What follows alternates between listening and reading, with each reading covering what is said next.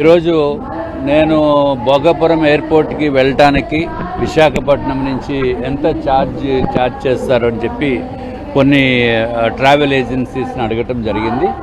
Just డ్రాపింగ్కే ఒక Innova కారులో వెళ్ళాలంటే 4,000 రూపాయలు, ఇక్కడ నుంచి వైజాగ్ నుంచి భోగాపురం. అట్లాగే ఏదైనా చిన్న సిడాన్లో వెళ్ళాలంటే అది 2,500 రూపాయలు.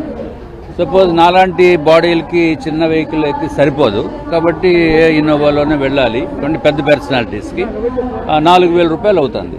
కాబట్టి అసలు నేను ఎంక్వైరీ చేశాను, ఎంతమంది వైజాగ్ ఎయిర్పోర్ట్ నుంచి ట్రావెల్ చేస్తున్నారు అంటే సంవత్సరానికి సుమారు 30 లక్షల మంది ట్రావెల్ చేస్తున్నారు. మరి దీన్ని బట్టి చూస్తే అంటే ట్రావెల్ చేయడం అంటే వెళ్ళటము రావటము అంటే 15 లక్షల మంది సుమారు వెళ్ళటము, 15 లక్షల మంది రావటము.